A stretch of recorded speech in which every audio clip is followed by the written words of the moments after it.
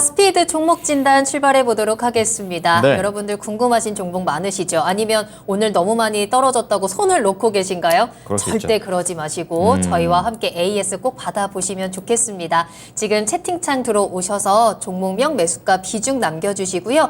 매수하고 싶으신 종목들도 같이 남겨주시면 좋습니다.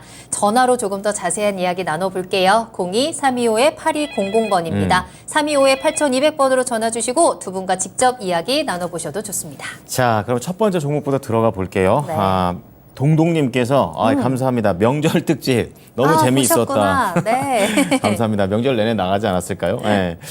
우리 동동님의 종목은 HL 만도인데요. 오늘 시장 하락한 거에 비해서는 그나마 좀 덜 밀렸어요. 하지만 차트를 보니까 세상에 많이도 내려온 상태이기 때문에 더 밀릴 데가 없어 보이기도 합니다. 근데 사셨던 가격이 47,500원. 그리고 10%인데 언제쯤 수익이 날 수 있을지 알고 싶어요. 이렇게 말씀을 해 주셨습니다. 네. 자, HM만도 최근에 한 5만 3, 4천 원 갔던 게 정고점인데 쭉 내려와서 지금 바닥에서 횡보하고 있습니다. 4만 원도 한번 깨졌었는데요. 그렇죠. 앞으로 좀 알아보겠습니다.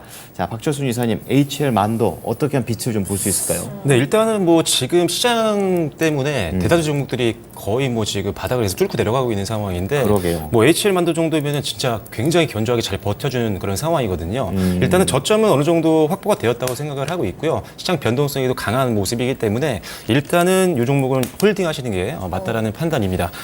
기대감도 굉장히 많습니다. 지금 최근에 이제 시장만 좀 안 좋지 않았다면은 괜찮았다면은 충분히 더 갈 수 있었는데 좀 그게 아쉽긴 하지만 그렇다고 해서 이 회사가 가지고 있는 어떤 성장 모멘텀이라든지 재료들이 사라진 건 아니거든요. 오히려 중장기로 봐도 매력적인 부분들이 굉장히 많습니다. 아시다시피 만도라는 회사는 이제 자동차 부품 그중에도 뭐 3대 샤시라든지 또는 아다스라든지 자율주행 이런 관련된 제품들을 만들고 있는 회사 이렇게 보시면 될 것 같은데 뭐 자동차 업종이 잘 가면 항상 뭐 대표적으로 움직이는 부품주라고 보시면 될 것 같아요. 일단은 지금 최근 들어서 이제 뭐 전기차라든지 이 스마트카에 대한 수요 증가는 계속적으로 나타나고 있는 상태입니다. 그러다 보니까 이런 전자제어 형태의 샤치들 이런 기능들이 계속적으로 요구가 되고 있는 상황이거든요. 그래서 그런 것들을 제공할 수 있는 기술력과 제품을 보유하고 있는 회사가 만도기 때문에 일단 이 자동차의 트렌드가 변화하는 가운데 있어서 대응을 충분히 할 수 있고 오히려 실적이 더 높아질 수 있는 회사다 이렇게 보시면 될 것 같습니다. 일단 지금 글로벌 EV 기업들로부터 이제 배터리라든지 관련된 자동차 완성차 업체들로부터 계속 수주는 계속 늘고 있는 상황인데 뭐 현대기아차는 뭐 당연한 거고요. GM이라든지 포드라든지 뭐 중국의 OEM 업체라든지 등등등 고객사도 계속적으로 다변화하고 있는 상황이기 때문에 뭐 특정 기업에서 혹시라도 개별 악재가 나온다고 해도 다른 고객사를 통해서 안정적인 실적을 꾸준히 끌고 나갈 수 있는 그런 회사라고 보시면 될 것 같습니다. 그리고 최근 들어서 이제 영업이익 같은 경우도 굉장히 좋습니다. 지금 화면상으로 보이실지 모르겠는데 일단 영업이익률은 지금 최근 들어서 3%대에서 4%대까지 이제 올라오고 있는 상황입니다. 영업이익률이 계속적으로 조금씩 개선되고 있는 모습들이 확인이 되고 있고요. 자, 보시다시피 영업이익률이 작년 전체가 2,480억 원대였는데 올해 3,400억 원대까지 보고 있고요. 그다음에 3분기 영업이익도 지금 800억 원대 후반, 900억 원 가까이 보고 있습니다. 지난 분기가 770억 원이었으니까 지금 분기별로도 그렇고 연간별로 그렇고요. 지금 영업이익률이 계속적으로 높아지고 있는 아주 재무가 탄탄한 기업이다. 이렇게 보시면 될 것 같습니다. 최근 들어서 이제 인건비라든지 판관비 같은 경우도 많이 감소하고 있는 것들이 확인이 되고 있기 때문에 이익률은 계속 개선될 가능성이 높다라고 보시면 될 것 같고요. 자, 그럼에도 불구하고 지금 PER이 한 8.83입니다. 올해 EPS 추정치를 감안했을 때는 한 8.8배이기 때문에 뭐 다른 고성장 관련된 종목들, 밸류에이션이 비싼 종목들 대비했을 때는 상당히 저평가 매력도 가지고 있다. 이렇게 보시면 될 것 같습니다. 수급이 최근에 들어서 뭐 외국인들과 기관 수급이 좋은 기업들이 그렇게 많지는 않았죠. 전체적으로 다 자금 이탈이 컸기 때문에. 하지만 이 기업 같은 경우는 그래도 최근 이 급락장 속에서도 외국인들이 지금 4거래일 연속적으로 저가 매수세가 바닥권에서 들어오고 있는 상태이기 때문에 일단은 하단은 좀 타 종목들 대비해서 방어를 좀 잘해줄 것 같다라는 생각이 듭니다. 그래서 이제는 좀 반등을 기다려 노려볼 수 있는 타이밍이라고 생각하시고 좀 하반기 좀 편안하게 한번 베팅해 보시면 좋을 것 같습니다. 네, 그럼 가격 전략 들어보도록 하겠습니다. 네, 일단 지금 화면에 제가 표시를 해드렸는데요. 일단은 지금 전저점이 그렇게 무너지진 않고 있습니다. 그래서 이번 달, 저번 달 최저점보다는 조금 아래로 잡아드렸습니다. 그래서 39,500원을 손절가로 보시면 될 것 같고요. 지금 화면에 보이시지만 지금 주요 매물대 저항이 두껍게 깔려있는 부분이 46,000원대부터입니다. 그래서 46,000원에서 48,000원 구간, 여기가 저항이 세니까요. 여기서 일단 1차적인 분할 매수, 분할 매도 목표가라고 설정을 하시면 될 것 같아요.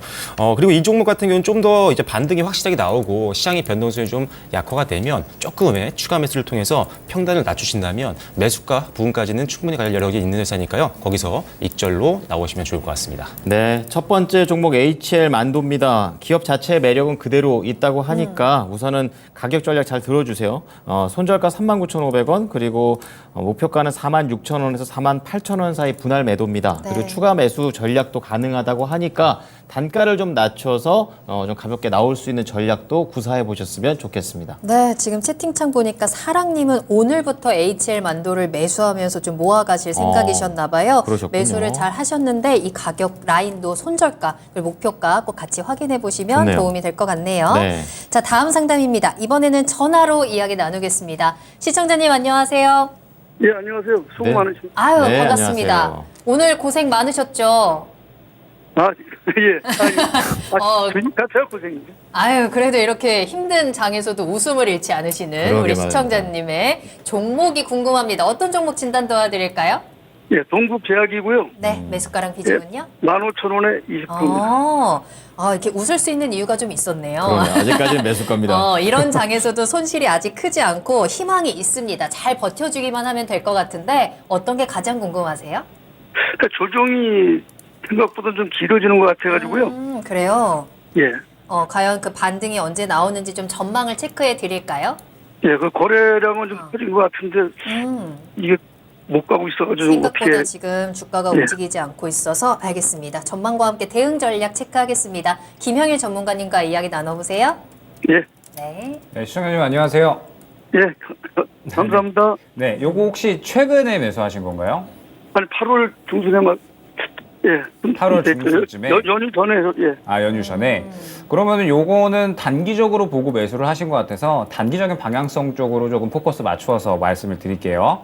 예, 단기요. 예. 예, 일단 동국제약이 지금 9월 25일에 이제 거래량이 터졌었죠. 거래량이 터진 게 맞기는 한데 저는 이제 요거를 지켜줬느냐 아니면은 차익 실현을 해버렸느냐 이게 중요한 것 같아요. 동국제약 같은 경우에 이때 이제 이슈가 나왔었던 부분이 뭐냐면 전립선 비대증에 대해서 기존에 있던 이 두 가지 약품을 하나로 합쳤는데 이게 임상 3상에서 유효성을 입증을 했다. 이러한 이야기가 나오면서 이제 상승이 나왔었죠. 근데 지금 보게 되면 지켜주지 못하고 그대로 물량을 윗꼬리를 다 그려버리는 모습을 확인을 할 수가 있어요. 이 뜻은 무엇이냐? 그날 이 9월 25일 날에 물량을 다 차익 실현을 해버렸다라는 뜻이 돼버리는 겁니다.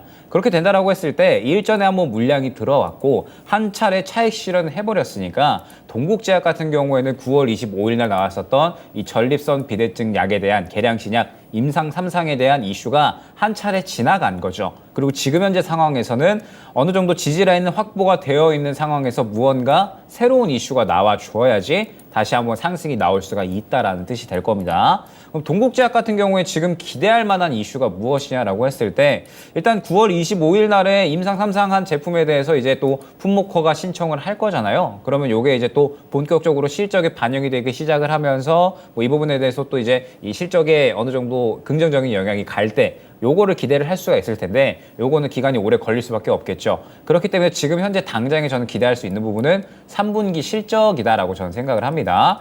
동국제약이 이번에 3분기 실적이 그래도 양호하게 나올 것 같아요. 동국제약이 비단 이제 제약뿐만 아니라 이제 집에서 뭐 얼굴에다가 이제 기계 문대가지고 피부를 조금 이제 좋게 만드는 홈케어 이제 이 제품들 요런 것들이 최근에 좀 이제 새로 나왔는데 잘 팔리고 있다라고 해요. 그래서 요게 이제 3분기에 또 실적에 긍정적인 영향이 가게 되면서 3분기 실적이 긍정적으로 나올 것이라고 보고 있거든요. 근데 우리가 조금 생각을 해봐야 될 게 10월 달에 좋은 이야기 나올 만한 게 딱히 없어요. 그러면은 아마 이번에 실적이 좋게 나오는 종목들은 한 차례 상승이 나올 만할 가능성이 저는 있다라고 생각을 합니다. 그래서 저는 지금 현재 상태에서 어떻게 대응 방안을 꾸려 나가시는 게 좋을 것 같냐라고 하면 지금 사실 정리할 만한 구간은 워낙에 명확한 것 같아요. 지금 14,000원 초반 구간은 이탈을 하게 되면 저점이 열려 있으니까 저는 간단하게 14,000원 초반 구간 이탈을 하면 정리 바로 진행해 주시는 게 좋을 것 같고, 현재 구간을 크게 이탈하지 않는 흐름이 나온다라고 하면 저는 딱 15,000원 후반대 정도까지만 지켜보셨으면 좋겠습니다. 지금 보게 되면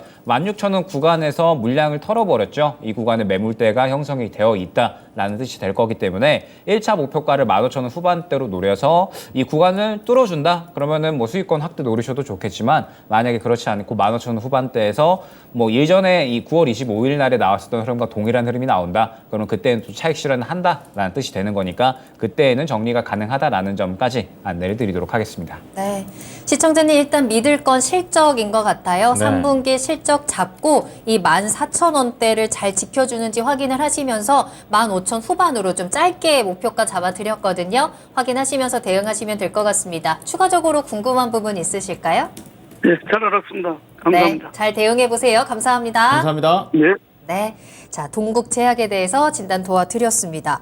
저 오늘 채팅창이 좀 많이 조용합니다. 정말로 오늘 시장에 많은 분들이 충격을 크게 받으신 것 같아요. 그쵸, 예. 하지만 여러분들 그 충격을 털어내시면 되겠습니다. 특히나 저희 그동안 종목이 너무 많이 올라와서 내 종목이 밀렸다 하시는 분들, 그쵸. 오늘이 정말 기회가 될 수 있으니까 이럴 때일수록 여러분들 힘내시고 저희한테 꼭 진단 받아보세요. 종목명, 매수가, 비중 남겨주시기 바랍니다. 네. 자, 그러면 다음 종목 좀 체크를 해 보겠습니다. 네. 지금 망고님께서 올려주신 종목인데요. 이제 이 종목은 아마 모든 분들이 관심이 있는 종목일 겁니다. 그쵸. 에코 프로입니다. 네.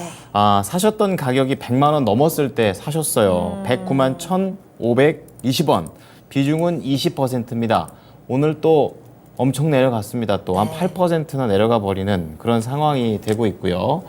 높을 때 사셨죠? 이제 그 다음에 내려갑니다. 근데 이제 중요한 거는 매수가까지 기대하지는 않지만 뭐 어떻게 해야 되나요? 이렇게 말씀을 하십니다. 그래서 이제 높은 가격대에서 지금 도달하는 것도 약간은 이제 기대를 좀 안 하시는 그런 부분이 있는데, 에코프로를 좀 앞으로 어떻게 봐야 될지 이분만의 문제는 아닐 것 같아요. 그쵸. 자, 박철순 이사님, 에코프로 다시 100만 원 갈 수 있을까요?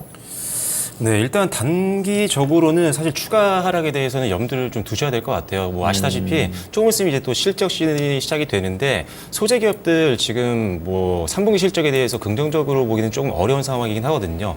이연된 것들도 있기 때문에 지금 컨센서스를 보시면 아시겠지만 3분기 때 영업이익은 지금 에코프로 같은 경우는 한 1,390억 원 정도 바라보고 있는 상태입니다. 지난 분기 때 1,700억 원이었으니까 일단은 주가가 조금 더 상승하기에는 실적이 좀 부담이 되는 거는 사실이라고 보여집니다. 그래서 일단 이런 것들이 사실 지수 하락 영향도 있고 2차 전지 전체적인 어떤 업황에 대한 우려감도 있지만, 실질적으로 실적 때문에 좀 더 밀린 것도 있다라고 보시면 될 것 같아요. 그리고 사실 뭐 에코프로라든지 에코프로의 BM 아니면 포스코 퓨처엠, 사실 전 세계적으로 가장 또 우리 2차 전지 소재 쪽에서는 뭐 강점을 가지고 있는 회사죠. 그렇기 때문에 이 공급망 우위도 가지고 있고요. 어떤 사업 구조도 굉장히 잘 해놨습니다. 그러다 보니까 이 기대감이 올해 어마어마하게 반영이 된 거죠. 그래서 이미 선반영된 부분들을 어느 정도 소화하는 구간들은 어떤 종목이든 항상 나오기 마련입니다. 그래서 지금 그런 과정이라고 보시면 될 것 같고요. 일단은 매수하신 가격은 그래도 최고점은 아니기 때문에 좀 다행이라고 생각이 됩니다. 일단은 지금 1차 목표가로 볼 만한 구간이 실제로 지금 매수하신 가격이 조금 위거든요. 그래서 110만 원 정도를 일단 목표가로 보시는 게 좋을 것 같고요. 그 다음에 또 2차 목표가는 그 정도 되돌림 나오면 사실 추세가 좀 붙은 거거든요. 그러면 일단은 한 130만 원 정도까지도 갈 수 있는 기업이긴 하지만 시간은 좀 많이 걸릴 수도 있습니다. 일단 단기적으로 조정폭이 어느 정도까지 길어지느냐가 가장 관건이 될 것 같고요.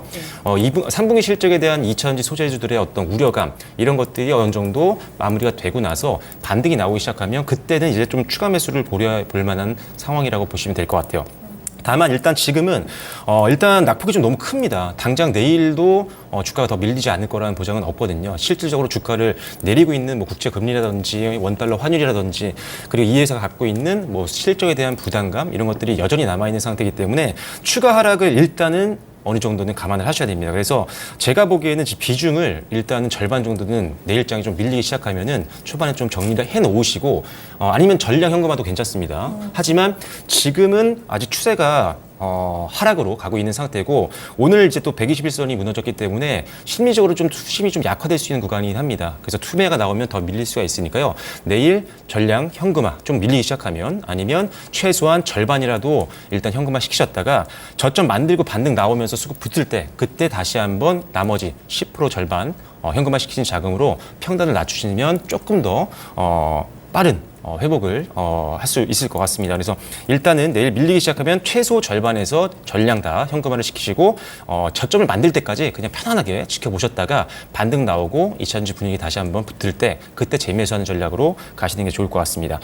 그래도 손절가는 잡아드려야 될 것 같은데요. 일단은 손절가는요 76만 원 정도 선으로 잡아드리도록 하겠고요. 네. 그 다음에 앞서 말씀드린 것처럼 목표가는 1차적으로는 110만 원, 그 다음에 2차 목표가는 한 129만 원 정도 선으로 보시면 될 것 같습니다. 네, 근데 이사님 오늘 어떤 증권사에서 리포트 나온 거 보니까 에코프로 팔고 에코프로 BM을 사라 이런 내용이 있던데 네. 이거는 어떤 뜻인 거예요? 일단은 왜냐면은 에코프로가 사실 같은 이런 회사잖아요, 사실 에코프로는. 그렇죠. 같은 근데 계열사인데. 이런 같은 어떤 악재가 아닌 호재성, 오늘 이번 상반기에 계속 집중받았던 이런 성장성에 대한 기대감이라든지 뭐 전기차의 어떤 성장 이런 거 감안했을 때 주가가 훨씬 더 많이 갔어요, 사실 에코프로가. 그래서 밸류에이션을 비교해봤을 때는 에코프로 비중이 더 싸기 때문에 아마 그런 리포트가 나오지 않았을까라는 생각이 있거든요. 네. 그래서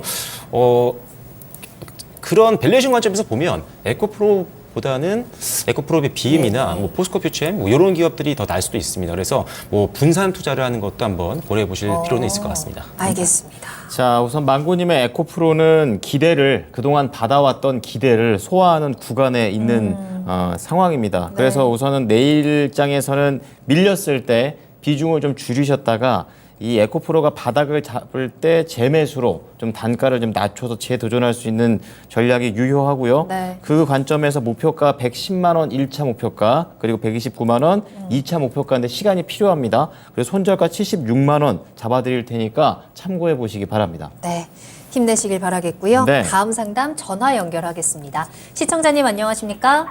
예, 수고 많습니다. 아유, 네, 감사합니다. 감사합니다. 반갑습니다. 어떤 종목 궁금하세요? DB 하이텍이에요. 네, 매수가랑 비중 어떻게 되실까요? 매수가 56,060원에 10%예요. 10% 가지고 계시고 매수하신 지 얼마나 되셨어요?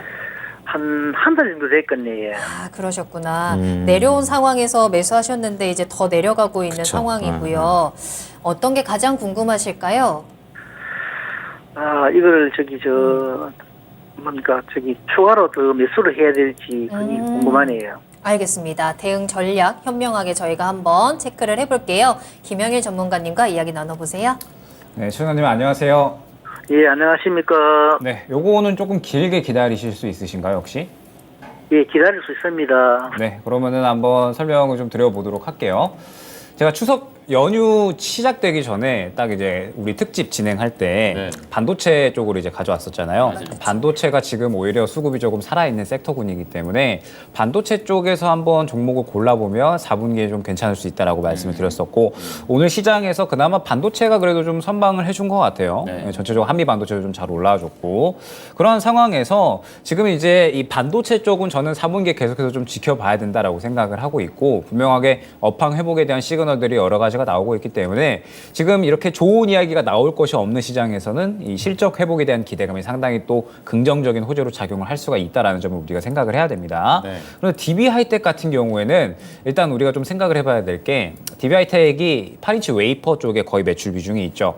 이게 아무래도 파운드리 쪽입니다. 그러다 보니까 지금 현재 시장에서 이야기되고 있는 쪽은 메모리 쪽이죠. 그러다 보니까 사실 지금 이 반도체 쪽에 대한 무언가 긍정적인 분위기 반등에 대한 분위기를 사실 DB하이텍은 온전히 받을 수는 없는 상황인 것 같아요. 그런 상황에서 DB하이텍이 올해에는 여러 가지 이야기들이 조금 이제 많았었죠. 무언가 이제 또 분사한다 이런 이야기도 또 나왔었고, 그 다음에 뭐 이제 강성무 펀드, 이제 행동주의 펀드가 또 들어오면서 요거 이제 이 회사의 뭐 어떤 것들을 좀 정상화시키겠다 이러한 이야기들도 나왔었고, 그러면서 경영권 분쟁은 계속해서 이어지고 있는 상황이고 실적도 이번 2분기에 굉장히 안 좋게 나왔었죠. 전년 동기 대비해서 상당히 굉장히 큰 폭으로 하락하게 되면서 실적도 안 좋아지고 무언가 지금 현재 이 회사 내에서 자꾸 이제 또 분사하려는 움직임도 보여지고 있고 뒤숭숭하죠. 네, 뒤숭숭하다 보니까 DB하이텍 주주분들이 올해 굉장히 이제 화가 많이 나셨었던 거를 저는 기억을 해요. 예전에 이상형 월드컵 할 때 그때 이제 항상 뭐 이야기를 좀 많이 했었던 종목이었던 것 같은데 지금 현재 이 DB하이텍의 상황은 아직까지 경영권 분쟁 이어지고 있는 상황이고 그러면서 이 웨이퍼 사업이 사실 아직까지는 무언가 회복세가 두드러지게 좀 나타나고 있지 않다 보니까 뭔가 이쪽에 좀 더 집중을 해야겠다라고 이야기를 하고 있는 상황이기는 해요. 12인치 웨이퍼 쪽에 투자하고 그다음에 또 새롭게 또 돈이 될 수 있는 전력 반도체 쪽에다 투자하고 이러한 상황이기는 한데 즉 이 말은 무엇이냐? 투자하고 다시 이제 효과를 확인하기까지 시간이 저는 조금 걸릴 수 있다라고 생각을 합니다. 그럼 지금 당장에 무언가 움직일 수 있을 만한 동력이 DB하이텍이 나올 수 있을까? 저는 약간은 지금 현재 상태에서 당장에 움직이기는 힘들겠다. 다른 메모리 쪽은 지금 어찌됐든 업황 회복에 대한 기대감이 있어서 오늘 이제 한미반도체를 예로 들어서 설명을 드리면 한미반도체 같은 경우에는 지금 현재 이 수급이 완전히 살아있는 상황이에요. 지금 이 주가 상황에서 보게 되면 수급이 완전히 살아있는 상황에서 업황 회복에 대한 기대감이 어느 정도 생겨나고 있으니까 그래도 고개 틀어지면서 올려주는 거거든요. 예, 그런데 지금 현재 DB하이텍 같은 경우에는 보게 되면 일전 구간에서 이 고점 구간에서 물량이 한 차례 나왔었죠. 그러면서 이 구간에서 또 행동주의 펀드 들어간다라고 하면서 물량이 한 차례 더 나왔어요. 이제 이 분사한다라는 이야기도 나오면서 그러면서 물량이 지금 많이 빠져나온 상태에서 하락을 하고 있는 구간이라 좋은 이야기가 하나 나와줘야 됩니다. 그러면서 힘이 한 차례 들어가 줘야지 무언가 추세를 꺾어 놓으면서 한 6만 원 정도까지는 이 올라가려는 시도를 할 수 있지 않을까 저는 생각이 되거든요. 그런데 이 좋은 이야기 나올 만한 걸 기대를 해봤더니 당장에 뭐가 없더라라는 게 지금 현재 중요한 상황인 것 같습니다. 경영권 분쟁도 지금 당장에 끝날 기미가 안 보이고요. 그래서 제가 보기에는 아마 지금 현재 구간에서 한동안 왔다 갔다 할 확률이 저는 크다라고 생각을 합니다. 수급 자체도 많이 죽어 있는 상황이라. 그래서 지금은 일단 추가 매수할 만한 타이밍은 아닌 것 같아요. 추가 매수할 만한 타이밍은 아닌 것 같고 전 조금 더 기다리셔야 될 것 같습니다. 그러면서 DB하이텍이 그래도 4분기에는 이제 어찌됐든 내년의 물량들을 이제 또 수주를 받아오면서 만들기 시작을 하면 이 부분이 이제 실적에 어느 정도 긍정적으로 영향을 끼칠 것이다라는 이야기도 나오고 있거든요. 그렇기 때문에 지금 현재 상태에서 일단 저는 조금 더 기다리시는 거를 추천을 드리도록 하겠습니다. 조금 더 기다렸다가 수급이 확실하게 들어오는 타이밍이 왔을 때 그때 저는 추가 매수를 준비를 해주시는 게 좋을 것 같고 지금 현재 구간에서 나는 이 몇 개월을 기다리기 힘들다. 시청자님께서 지금 DB하이텍이 많이 떨어지기는 했으나 아무래도 저는 몇 개월 정도는 더 기다려야 될 것 같다라고 생각이 되거든요. 만약에 그러시다라고 했을 때 지금 당장에 저는 정리를 하셔도 무방하다라고 생각을 합니다. 왜냐라고 하면 앞에 물량이 좀 많이 쌓여 있거든요. 5만 원 초반대, 5만 원 중반대, 6만 원까지 해서 넘어야 될 산들이 지금 꽤나 쌓여 있는 상황이에요. 그래서 웬만한 좋은 이야기가 나오지 않는 이상 이 구간을 한 번에 뚫어주는 저는 힘들 거다라고 생각을 합니다. 그래서 DB하이텍 같은 경우에는 길게 기다리실 수 있으면 한 4분기 정도까지는 좀 생각을 하셔야 될 것 같고 4분기 이제 어느 정도 실적 이야기 나올 때까지 만약에 그렇지 않고 나는 정리해서 다른 종목으로 수익을 보고 싶다라고 하시면 지금 시장이 바닥을 잡고 반등 나오는 타이밍에 아마 또 살 수 있을 만한 종목들이 많을 거거든요. 그때 타이밍을 노려서 종목 교체를 노리시는 것도 저는 괜찮다 생각을 합니다. 네. 시청자님, 지금은 사실 모든 종목들이 한 발 물러나서 좀 지켜봐야 하는 상태이기는 한데 DB하이텍도 뭔가 지금 당장 대응하기에는 확실한 무언가가 보이지 않는다라는 진단을 좀 잡아주셨어요. 네. 따라서 조금 더 기다려봐야 하고 아니면 지금 매도하는 것도 같이 생각을 해보자라는 그 타이밍을 잡아주셨는데 어떻게 좀 도움이 되셨을까요? 예, 고맙습니다. 네, 결정하시는데 참고해 보시길 바라겠고요. 힘내시길 바라겠습니다. 힘내십시오. 응원할게요. 예. 네, 감사합니다.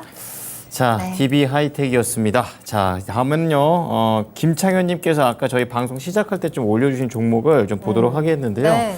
바로 FSN입니다. 뭐지? 이 생각이 딱 들었었는데 그렇게 어떤 큰 종목은 아니고 뭐 블록체인이라든지 뭐 이런 쪽 관련한 종목이더라고요. 오늘 CBDC가 한은에서도 얘기가 나와가지고 뭐 같은 맥락으로 봐야 되는 건가 또 이런 생각도 드는데 사셨던 가격이 3,750원입니다. 그러니까 지금은 앞자리가 바뀐 상태죠. 지금 4,200원까지 장중에 갔었던 기록이 있고 그 다음부터는 지금 다 역배열 상태가 되어 있는데 7%를 가지고 계십니다. 기다리면 될까요? 이렇게 말씀하셨는데 앞에 대한 전망 좀 보겠습니다. 최근에 계속 하락을 하고 있어가지고 네. 기다리면 안 될 것 같은데 어떻게 보십니까?